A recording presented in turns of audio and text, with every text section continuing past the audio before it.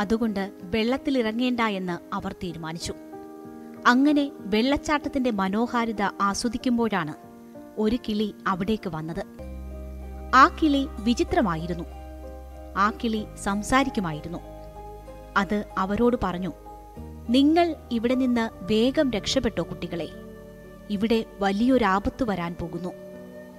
നിങ്ങൾക്ക് രക്ഷപ്പെടണമെങ്കിൽ വേഗം ഇവിടെ നിന്ന് ഓടിപ്പോയിക്കൊള്ളൂ. അത് പറഞ്ഞിട്ട് ആ കിളി അവിടെ നിന്ന് പറന്നുപോയി. കിളി പറഞ്ഞതിന്റെ പൊരുൾ മനസ്സിലായില്ലെങ്കിലും അവിടെ നിന്ന് കുട്ടികൾ ഓടാൻ തുടങ്ങി, അവർക്ക് ആവുന്നത്ര വേഗത്തിൽ.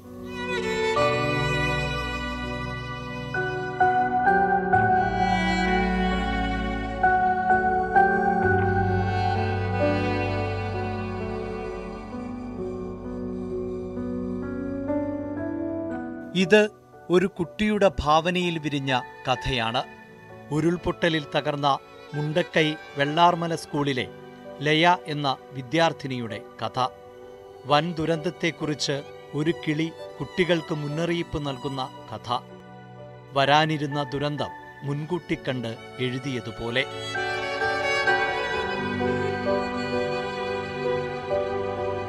സ്കൂളിലെ കുട്ടികൾ തയ്യാറാക്കിയ വെള്ളാരങ്കല്ലുകൾ എന്ന ഡിജിറ്റൽ മാഗസിനിൽ പ്രസിദ്ധീകരിച്ച കഥ ദുരന്തത്തിന്റെ പശ്ചാത്തലത്തിൽ കൈറ്റ് സിഇഒ കെ അൻവർ സാദത്ത് ആണ് സമൂഹമാധ്യമത്തിൽ പങ്കുവച്ചത്.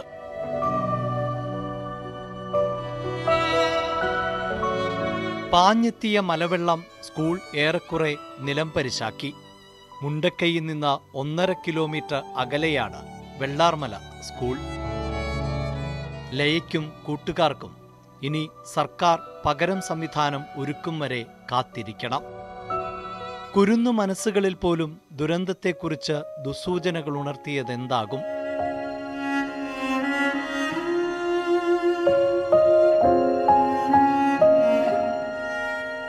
പ്രകൃതി കലിതുള്ളി മരണം വിതച്ചിട്ട് 3 രാപ്പകലുകൾ പിന്നിടുമ്പോഴും മരണസംഖ്യ പോലും പൂർണ്ണമായും തിട്ടപ്പെടുത്തിയിട്ടില്ല. മലവെള്ളം മരണം വിതച്ചൊഴുകിയ വഴികളിലാകെ രക്ഷാപ്രവർത്തകർ അരിച്ചുപെറുക്കുകയാണ്. സേനാവിഭാഗങ്ങൾ അടക്കം സർവസന്നാഹങ്ങളോടെ രക്ഷാദൗത്യം തുടരുന്നു.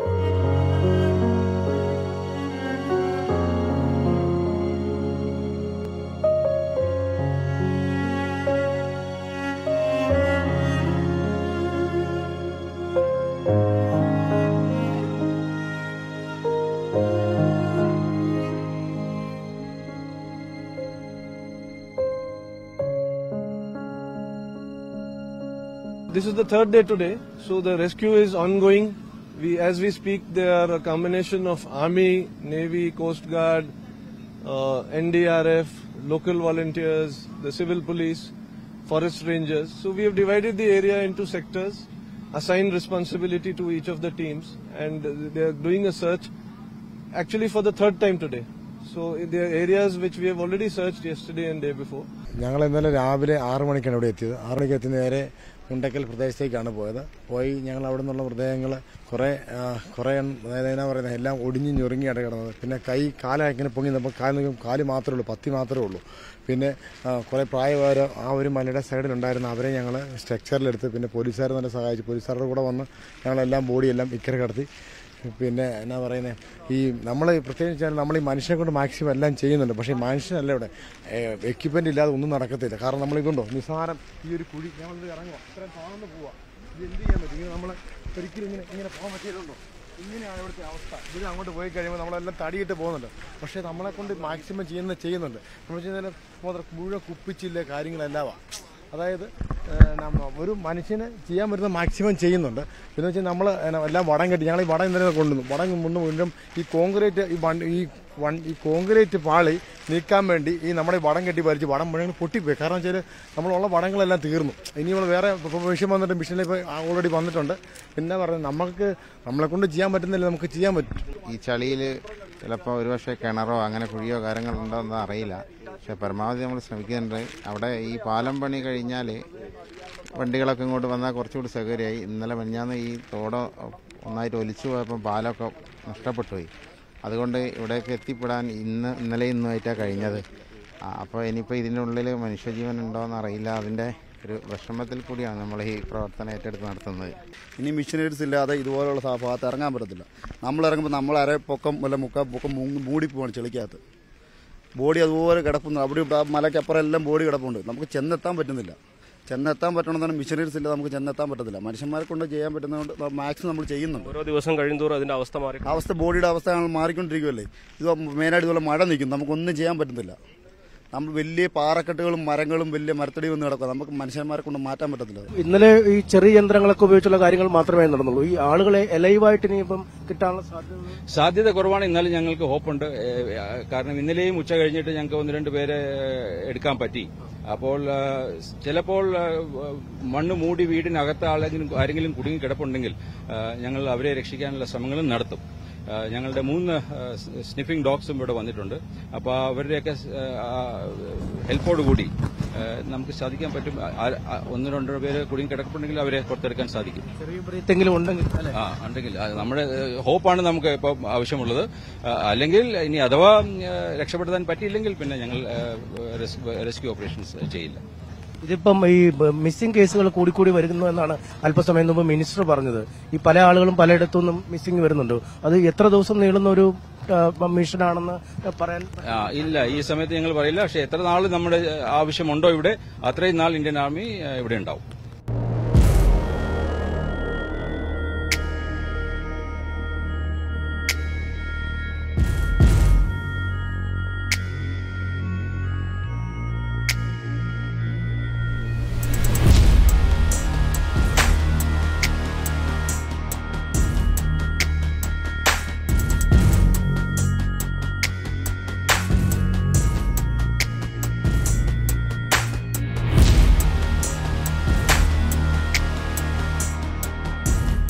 ഇരുന്നൂറിലധികം പേരെക്കുറിച്ച് ഇനിയും വിവരമില്ല. കല്ലും ചെളിയും നിറഞ്ഞ വീടുകളിൽ നിരവധി പേർ കുടുങ്ങിക്കിടക്കുന്നതായാണ് സംശയിക്കുന്നത്. മണ്ണിനടിയിൽ കുടുങ്ങിയവർക്കായി യന്ത്രസഹായത്തോടെ തെരച്ചിൽ പുരോഗമിക്കുകയാണ്.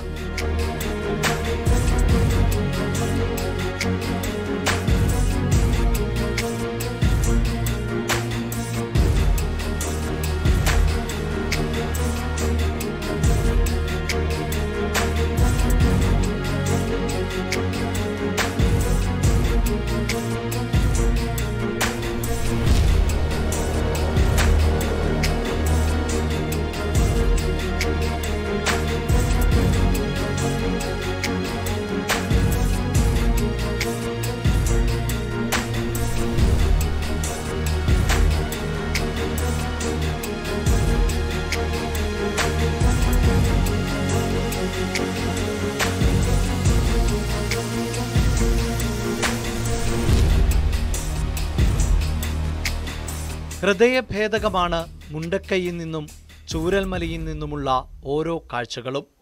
മനുഷ്യർ മാത്രമല്ല ഇവിടെ അനാഥരായത്. മേപ്പാടി ചൂരൽമലയിലെ ഈ വളർത്തുനായ ആരെയോ തേടി അലയുകയാണ്.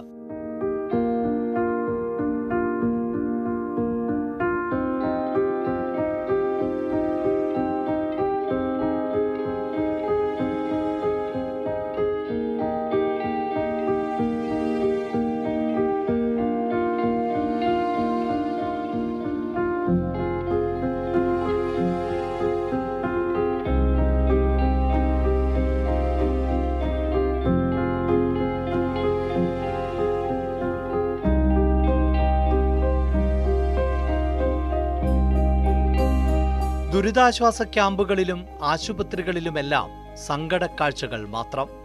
മൃതദേഹങ്ങളുമായി ആംബുലൻസുകൾ വരുമ്പോൾ ആൾക്കൂട്ടം ഓടിയെത്തും. ഉള്ളിൽ തങ്ങളുടെ പ്രിയപ്പെട്ടവരുണ്ടോയെന്ന് കണ്ണുകൾ പരതും.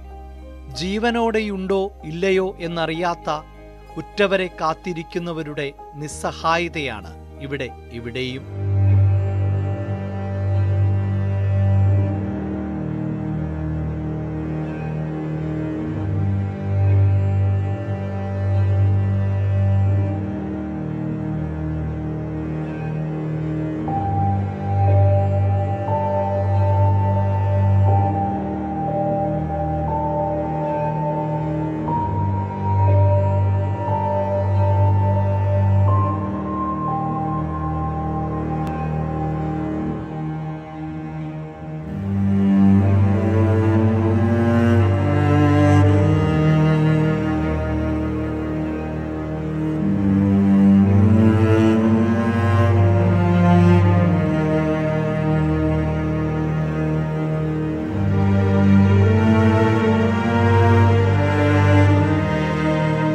ദുരന്തത്തിൽ നിന്ന് രക്ഷപ്പെട്ടവർക്ക് ഇനിയും നടുക്കം മാറിയിട്ടില്ല.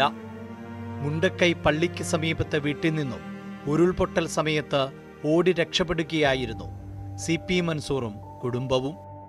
പുലരുവോളം കണ്ട ദുരന്ത കാഴ്ചകൾ ഈ കുടുംബത്തെ ഇനി എത്ര കാലം വേട്ടയാടും? മരണം മുന്നിൽ കണ്ട ദിവസമാണ് ആ രാത്രി. മരണം മുന്നിൽ കണ്ടിക്ക് അങ്ങനെയാണ്.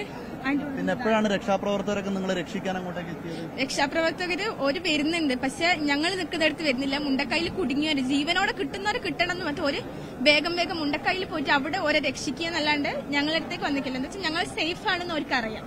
അപ്പൊ എന്താക്കി പാലം റെഡിയായാലും ഞങ്ങൾ അപ്പുറത്തേക്ക് കൊണ്ടുപോവാം. അല്ലാണ്ട് അവിടെ സീരിയസ് ആയിട്ട് കൊണ്ടുപോയവരൊക്കെ വേഗം ഫസ്റ്റ് തന്നെ അപ്പുറം റോഡ് ഇത് കടത്തിക്ക്. നിങ്ങൾ പോകുമ്പോഴൊക്കെ മരിച്ചു കിടക്കുന്ന ആൾക്കാരൊക്കെ ഞങ്ങൾ കാണുന്നുണ്ട്, മരിക്കുന്നതും ആ പാടികൾ പോണൊക്കെ ഞങ്ങൾ ഇങ്ങനെ കണ്ണുകൊണ്ട് കാണുന്നുണ്ട്. എന്നിട്ടാണ് മോനെ രക്ഷപ്പെടുത്തിയിട്ട് പിന്നെ മോനെയും കൂട്ടിയിട്ടാണോ നിങ്ങൾ മോനെ എടുത്തിട്ടാ ഞങ്ങൾ കൊടുത്തു, മാപ്പിച്ചെടുത്ത് എന്നിട്ട് ഞങ്ങൾ ഓടിയത്. മരണപ്പെട്ടി കുറെ ആൾക്കാർ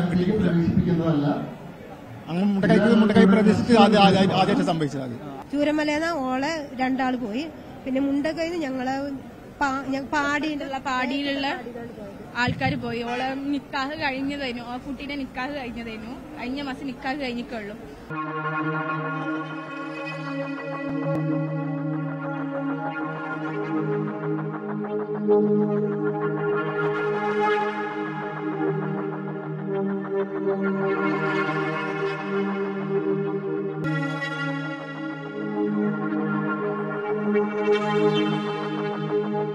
കോരിച്ചൊരിയുന്ന മഴയത്ത് മണിക്കൂറുകളോളം വീടിന് സമീപത്തെ ഉയർന്ന പ്രദേശത്ത് കയറി നിന്നാണ് ചൂരൽമല സ്വദേശി ഗണേശനും ഭാര്യയും രക്ഷപ്പെട്ടത്.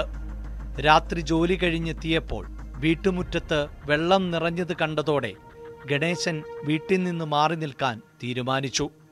ഇവരുടെ വീട് പൂർണ്ണമായും ഒലിച്ചുപോയി. മുകളിൽ കയറിയിട്ട് ഞങ്ങൾ കുറച്ചും കൂടെ നോക്കി ഇനി താഴേക്ക് ഇറങ്ങാൻ പറ്റുമെന്ന്. പിന്നെയും കാണുന്നത് അന്തരീക്ഷമായിട്ടുള്ള കാര്യങ്ങളാണ്. ഭയങ്കര മരവും പാറക്കല്ലുകളും വന്നിട്ട് ഉരുണ്ട് വരികയാണ്. അപ്പൊ ഇനി വീട്ടിലേക്ക് പോകണ്ടെന്ന് തോന്നി. അങ്ങനെ മലയിൽ തന്നെ നേരം വെളുക്കുന്നവരെ മഴയും കൊണ്ട് അവിടെ നിന്നു. അത് കഴിഞ്ഞ് 6:30-ക്കാണ് ഞങ്ങൾ പുറത്തേക്ക് ഇറങ്ങുന്നത്, വെളിയിലേക്ക് ഇറങ്ങുന്നത്. വെളിയിലേക്ക് ഇറങ്ങിയിട്ട് ഞാൻ ഇപ്പുറത്ത് കൂടെ സ്കൂളിന്റെ അതിലേ വന്നപ്പോൾ മരം മാറ്റുന്നുണ്ട്, വണ്ടികൾ JCB വിളിച്ച് മരം മാറ്റുന്നുണ്ട്. അപ്പോൾ നമ്മളെ വീടുണ്ടോ ഇല്ലയോ എന്ന് അറിയണമല്ലോ എന്ന് കരുതി ഞാൻ വീടിന്റെ ആ ഭാഗത്തേക്ക് കുറച്ച് മാറി നോക്കുമ്പോൾ വീടില്ല. അപ്പോൾ നമ്മൾ ഇത്ര കാലം സമ്പാദിച്ച ഒരു മുതലായിരുന്നു ഒരു വീട്, അത് പോയി. ചൂരൽമല സ്വദേശി നജീബും കുടുംബവും അത്ഭുതകരമായാണ് രക്ഷപ്പെട്ടത്. പുഴ വഴിമാറിയൊഴുകിയും വലിയ പാറക്കല്ലുകൾ വന്നിടിച്ചും വീട് പൂർണ്ണമായും തകർന്നു. സ്ഥലത്ത് തിരിച്ചെത്തിയ നജീബ് കണ്ടത് വീടിന്റെ അവശിഷ്ടങ്ങളാണ്. ക്യാമ്പ് പോകണം, തിരിച്ച് അവിടുന്ന് എങ്ങോട്ട് വരുന്നില്ല, വീടില്ല. ഞാൻ ഒരു വർക്ക്ഷോപ്പിൽ മെക്കാനിക്കാണ്, വർക്ക്ഷോപ്പിന്റെ വെള്ളമേപ്പാടി. രാവിലെ പോയി വൈകുന്നേരം വരില്ല. വയസ്സായ ഉമ്മ എല്ലാം പോയി. ഒന്നും വേറെ ഇല്ല, എവിടെ ഇല്ല, ഒന്നുമില്ല. ആകെ ഉണ്ടായിരുന്ന 5 സെന്റ് സ്ഥലം ചെറിയൊരു വീടായിരുന്നു, അത് പോയി. ഇനി തൽക്കാലം നമ്മള് തലേന്ന് തുടങ്ങണം. ആളുകൾ തിങ്ങിപ്പാർത്തിരുന്ന സ്ഥലങ്ങളിൽ വീടുകളുടെ അടയാളങ്ങൾ പോലുമില്ല. ചൂരൽമലയിൽ കുറച്ചു വീടുകളും ജീവനും ബാക്കിയുണ്ടെങ്കിൽ മുണ്ടക്കൈ എന്ന ഗ്രാമത്തിൽ ആളുകൾ ജീവിച്ചിരുന്നു എന്ന് പറയേണ്ടി വരും. പുനഃസൃഷ്ടിക്കാനാകാത്ത വിധം ആ മനോഹര ഗ്രാമം തകർന്നടിഞ്ഞിരിക്കുന്നു.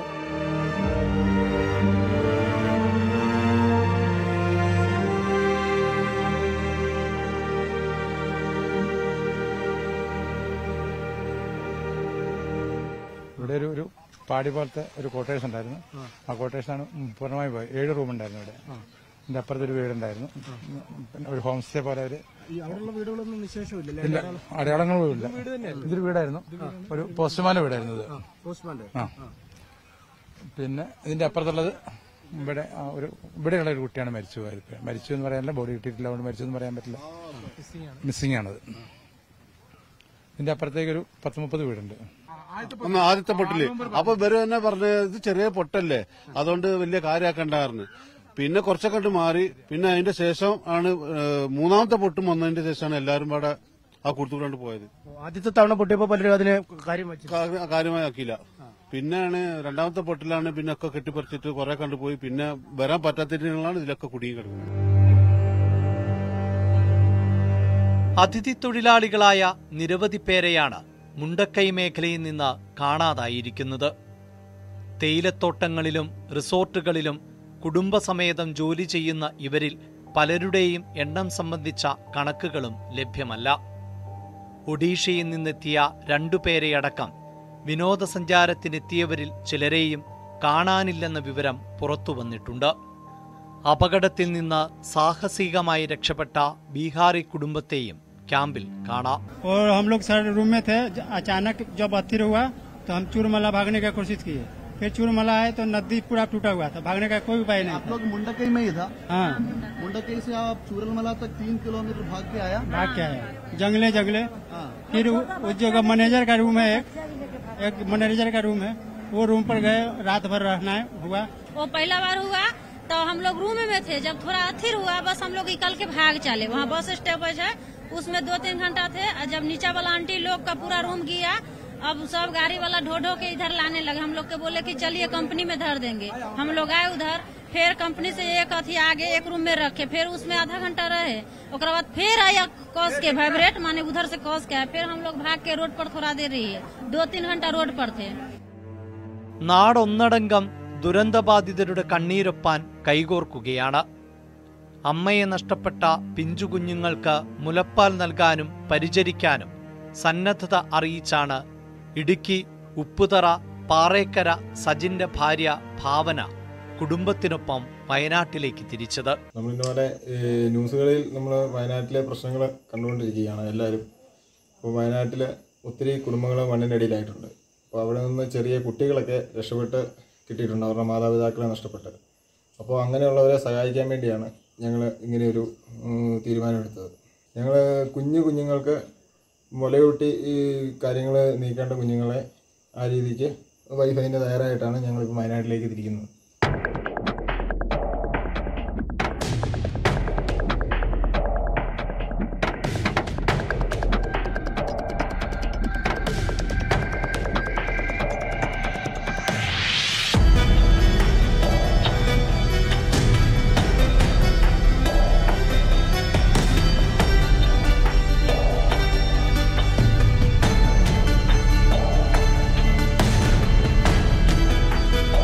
കുഞ്ഞുങ്ങളെ ദത്തെടുക്കാൻ സന്നദ്ധത അറിയിച്ചവർ മുതൽ എല്ലാം നഷ്ടമായവർക്ക് താങ്ങാകാൻ ദുരന്തമേഖലയിലേക്ക് എത്തുന്നവർ നിരവധി. കക്ഷിഭേദമന്യേ ഭരണനേതൃത്വങ്ങളും വയനാടിനൊപ്പമുണ്ട്.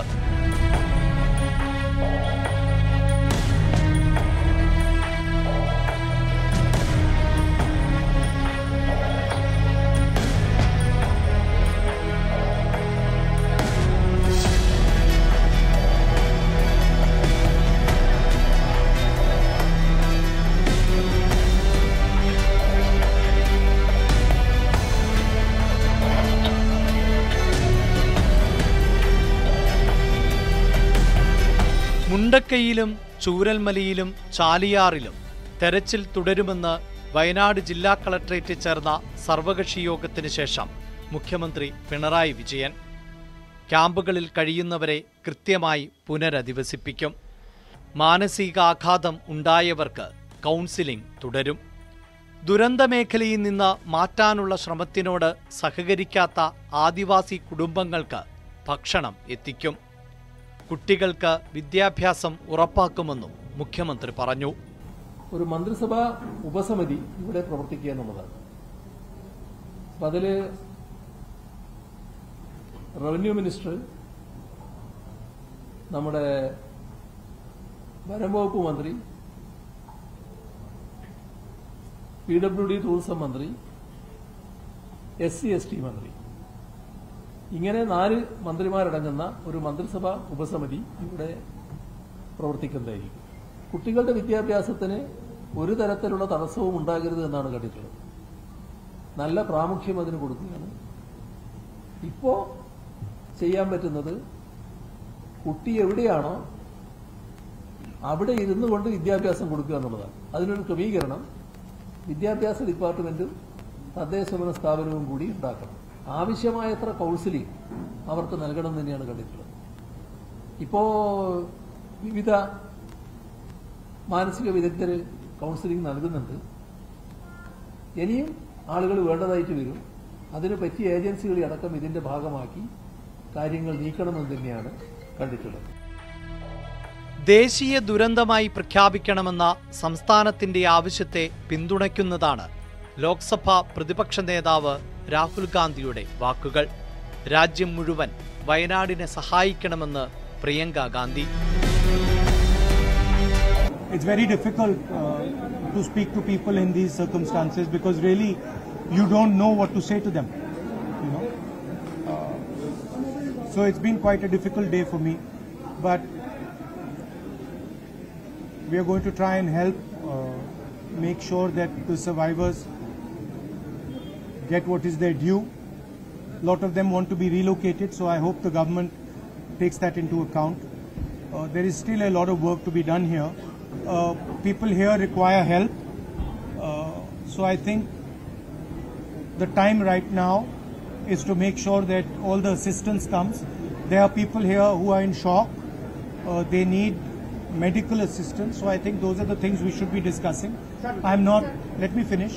I'm not interested in politics right now. I'm interested in the people of Wayanad. I'm interested in them getting the best possible care, best possible protection, and being looked after for the future. It's an immense tragedy. We've met a little boy who was holding on for 6 hours trying to save his mother, and he failed. Not just his mother, his whole family. His whole family, and he managed to save his grandmother, but he failed to save his mother.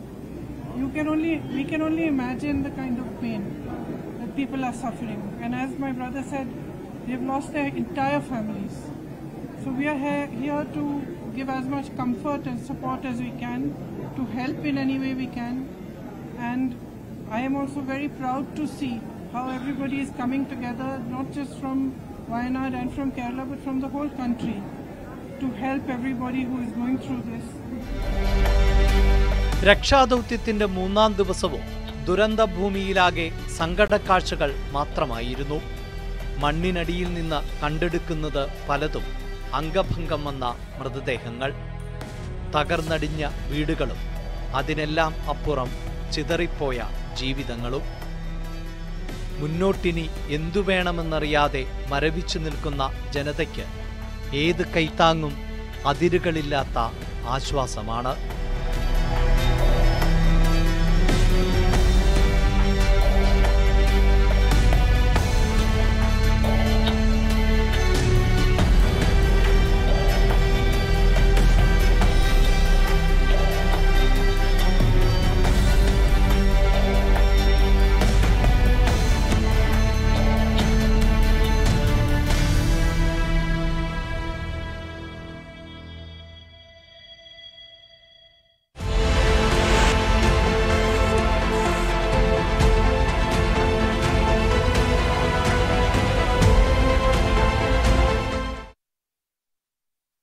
ഉദ്യോഗസ്ഥർക്ക് മറ്റുമൊക്കെ പോകാനായി ഒരു താൽക്കാലിക പാലം